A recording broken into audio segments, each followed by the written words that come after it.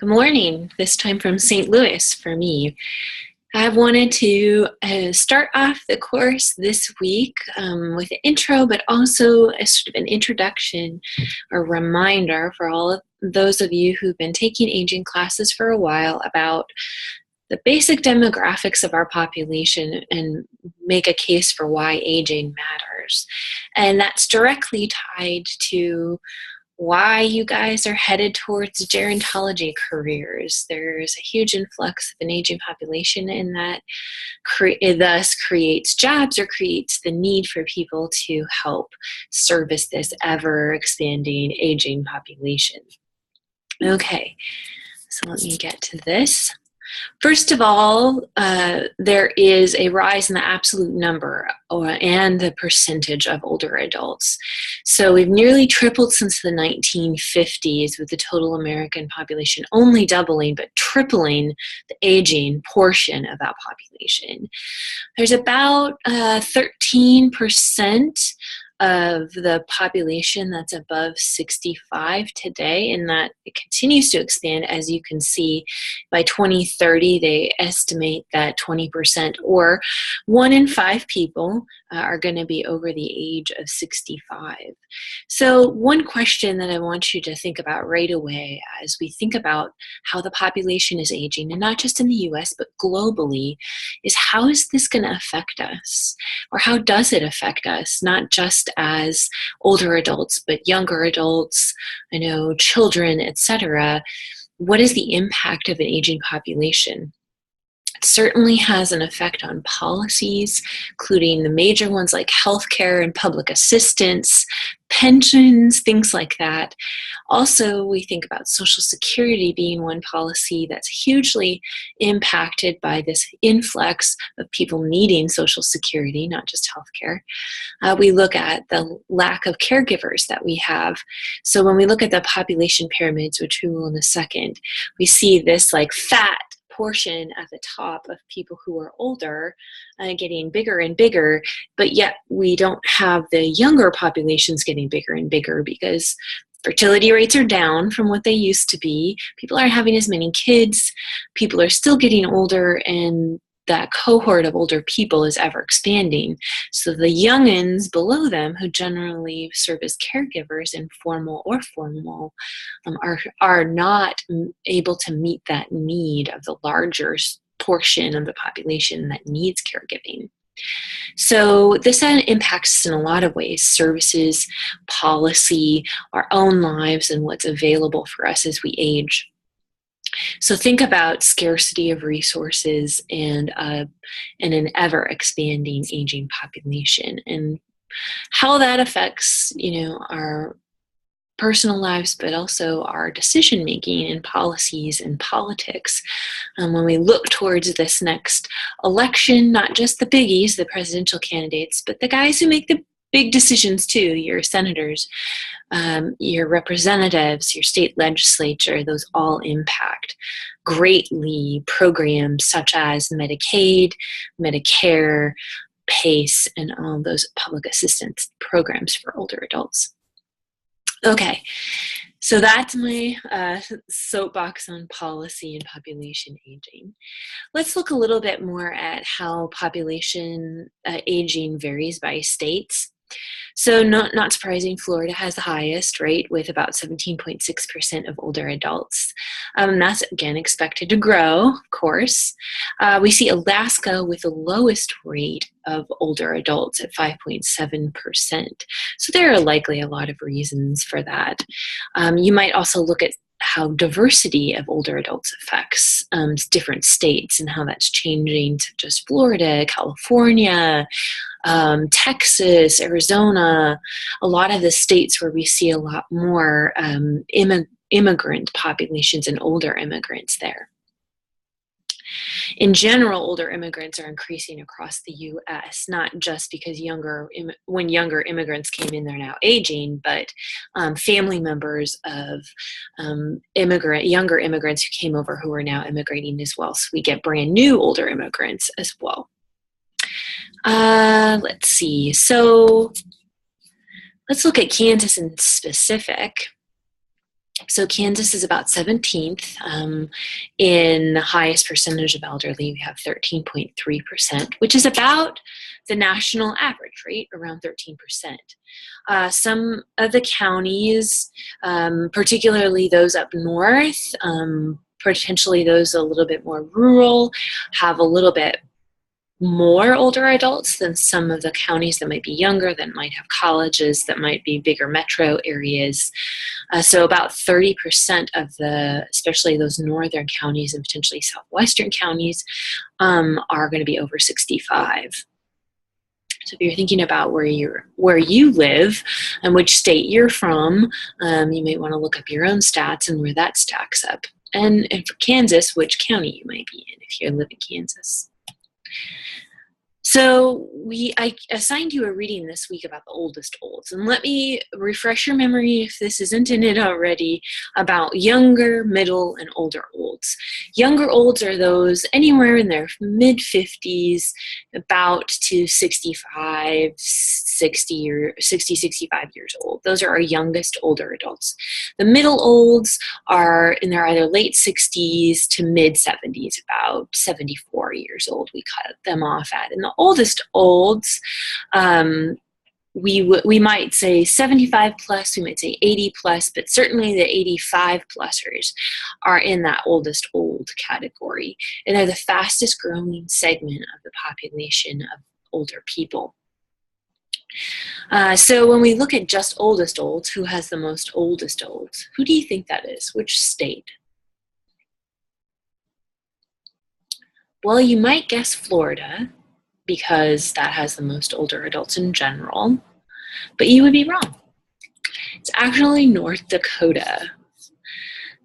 You might have some ideas why that might be, or be questioning why that is. Why would North Dakota have the most people in their 80s and above? Well, one of the reasons is because it isn't a very young state. People are moving away at greater rates. The younger people are moving away at greater rates than they're staying or reproducing and having, and again, those low fertility rates aren't producing as many younger people as the olds. And the older olds are sticking around. They're living in place, they're aging in place, or they're being put in facilities or being taken care of in their homes or in their regions. But those younger kids and even middle adults are moving away or moving out because there isn't a lot of new economy or new jobs or new types of things that are bringing people into North Dakota. And that can be the same for a lot of states that are a little bit maybe economically stagnant, and we see a lot of younger people moving out or moving away for better jobs, more opportunities, middle-aged adults moving away to be closer to their families who have moved away as they reach sort of that first bit of retirement age. Okay, so that's a look at our states. I'm going to take us back to a few terms that you heard in intro and you've heard before. First of all, what affects aging is our life expectancy. So how long are we supposed to or likely to live on average? It's calculated at birth, and it can be, this can be at any point in time in your life, how long are you expected to live? My life expectancy as a woman is about 81 years old, as you can see in the graph. And as a man, your life expectancy is about 76 years. So right now I'm 36 years old. So my life expectancy right now is my age minus the number of years I'm likely to live, which I'm not going to do the math and embarrass myself on the fly, but that's essentially what your life expectancy is. So a lot of things go into our life expectancy, right?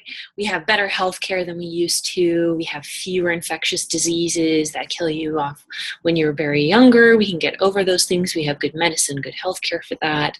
Where you live, your gender affects it. So one interesting thing about women living longer is we have both a biological advantage, which means sort of that breakdown of sex hormones. Estrogen tends to help in that category for us living longer, and for males, testosterone tends to not be useful for a biological advantage. But we also have social advantages, things over time that women have been socialized to do to make it easier for them to live longer, like seek help, be attuned to our bodies, be more about being young, looking healthy and robust, whereas men are strong and virile and powerful and take risks and go get them. And in general, their social behavior tends to be more risky.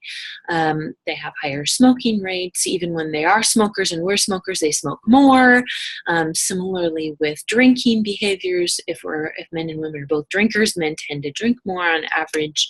So they have some social behaviors as well as some biological disadvantages that account for some of the differences in gender. Differences in race and differences in education or socioeconomic status have a huge effect on life expectancy, very much so, especially your socioeconomic status puts you at a pretty big disadvantage, both getting access to care, quality of care, the types of stressors and social situations you're exposed to across your lifetime versus those who are a little bit better off, had more resources, etc. Life expectancy has, in general, for all of us, increased, though, thankfully. And I've given you a few reasons why, including healthcare. So you've seen these population pyramids before. So these are, let me zoom in here so you can get the years. We've got 1950, 2000, and our expectations for 2050. And you see males on the left side and females on the right side.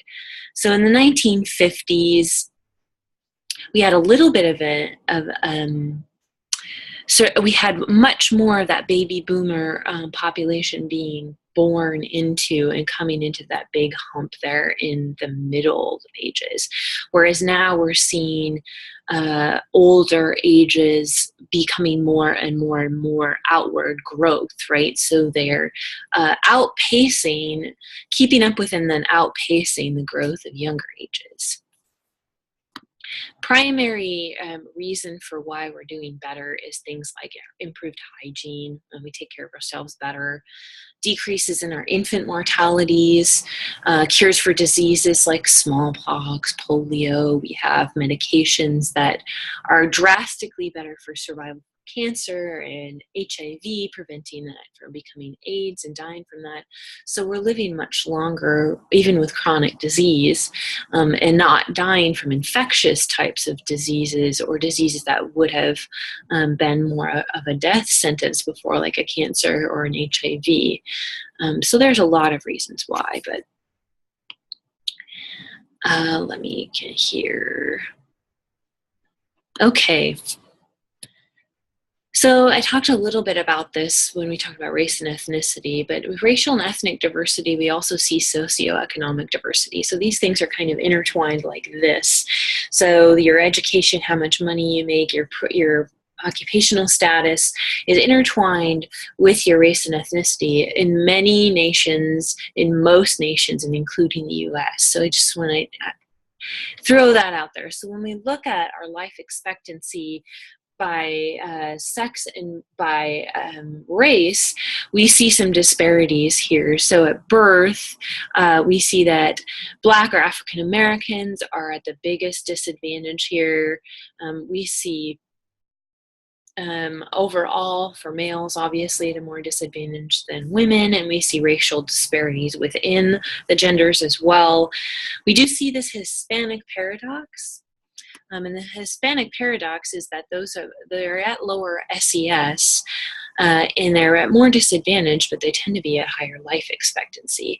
And the Hispanic paradox has been explained in a few different ways. We don't know exactly why, but one of them is that they tend to have much lower smoking rates as well. So smoking is the cause of several chronic health diseases, and that can lead to earlier mortality. But bottom line here that I want you to also remember is that when you when you hold things constant, when we look at the impact of race and ethnicity, when we look at the impact of things like education or socioeconomic status, usually socioeconomic status will be more bang for your buck when we talk about life expectancy. So over and above race, your socioeconomic status is going to make the biggest likely impact overall when we're looking at averages on your life expectancy. Okay. All right, so we're living longer than we used to. We have an increase in the oldest old population. We also have an average increase in the number of people suffering from chronic diseases. So we have more people and we have more chronic disease. We're seeing increase in overall rates of many chronic diseases, heart disease, cancer, certainly obesity is growing. So we might be living longer. We're not necessarily living super healthy either, which is something that we'll talk about throughout. And that idea of age not necessarily equaling disability or health problems, but the longer you live, the more of these are likely to accumulate just because that you're living longer and your body might be breaking down, or your immune system, or however that is, might be breaking down a little bit more and less likely to fend off things, or your lifestyle habits over time accumulate and you get chronically ill. All right, so what's the other term we always talk about? From life expectancy, we have lifespan. So your lifespan is the number of years as a being that are possible for you to live. So what's the max that a human being can live? And right now we're right at about 120 years. We have a couple of people who are reaching, and I think do we have one recently that breached and went to 121 years? But we don't have very many people who get this close to 120. But this is the max that they think that human beings can live.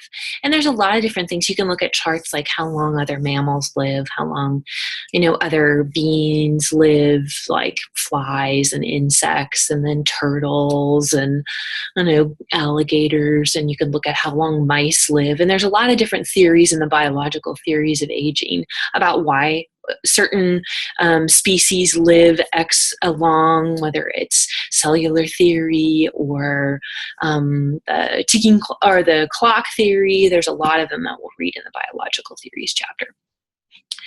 So life expectancy has changed dramatically for us across just a few decades and continues to not grow quite as much, but we do better and better generally. But lifespan hasn't changed, right? So the longest that we can live has been pretty stable. And there are probably likely many reasons for that, but one of them is that,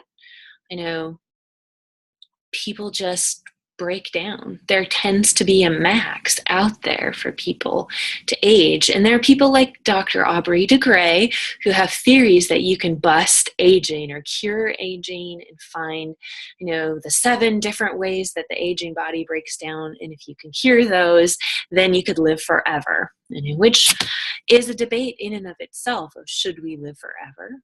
Why would you want to?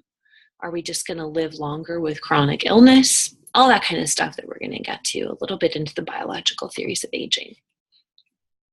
Okay, so what's the bottom line for you guys? Jobs. Our population aging means jobs for us, jobs for people who are interested in working on the issues related to aging. It can be in service delivery, it can be in policy and advocacy, it can be in a number of realms. But the idea here is that there is going to be a dramatic increase in the jobs available for people going into gerontology. I think they say that there's going to be about a 36% growth by in the coming years of gerontology or aging related jobs. So several of these are service related, right? Healthcare services, caregiving services, all of the services that we think of for aging. But there are also things like marketing, elder law, even just yoga instructor, health promotionists, people who work on making aging in place possible through architecture and design. So there's all kinds of different types of jobs, but it is considered a super sector, the aging related job market. So healthcare, of course, in general, will be one of the biggest areas or industries, but also business, financial services, certainly fitness and wellness, consumer products, definitely. So we see a proliferation of gerotechnology products, right, coming out there. Construction and housing, planned communities, leisure and travel, all kinds of industries are going to be impacted by this aging boom. So this is a good time to be in gerontology and aging. In what can you do in gerontology? Many things. So I want to see here, let me see if I want to share this screen with you, which is from AGHE, or AGHE, Exploring Careers in Aging. So 101 plus careers in aging. You can see each one of these areas: admin, financial, legal services, fitness, wellness, healthcare services, which is a huge list, housing and home modification, intergenerational activities, nonprofit organizations being huge in that, leisure and rec, miscellaneous, personal care services, travel, transportation, and there's even more and next. So there are a lot of different types of jobs that you can go into. So chances are, if you're interested in doing something or creating something or even being an entrepreneur, there is an aging related job for you out